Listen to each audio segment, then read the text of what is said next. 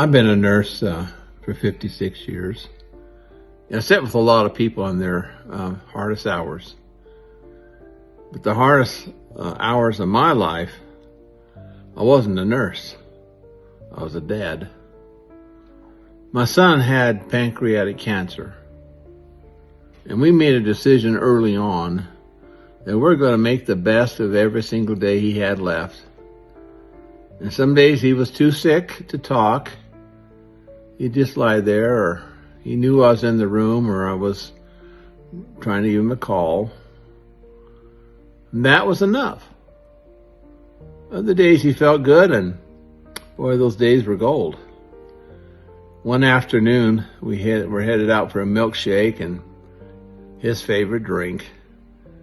And there was this electric bike parked in the front of the store, the ice cream place. And Eric looked at it and said, "Dad, maybe I just ought to take it. You know, by the time the court date comes up, I'll be dead." That was Eric. He could look death right in the eye and still crack a joke. But he could tell the truth, too.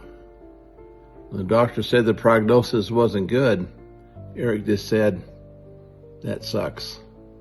And it did. And he told me he was brokenhearted that he'd never meet his grandchildren.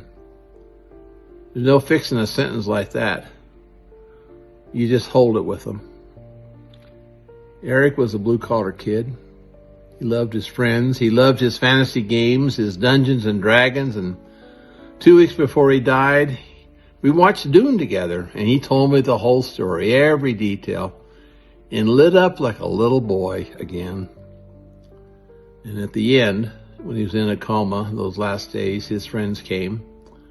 And I want you to picture this.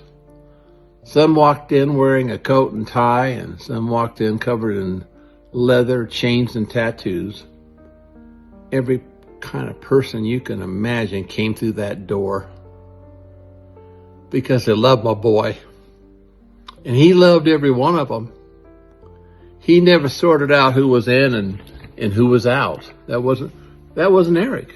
No, he taught me something. It's called unconditional love. I couldn't cure him. No father can. But I could be with him. He showed me that real love doesn't check your collar or your tattoos before it lets you in. If you're walking beside someone right now, hear me. Your presence is a gift. Don't just leave that holy ground. Because that's holy ground, I know. Because I stood on it with my son.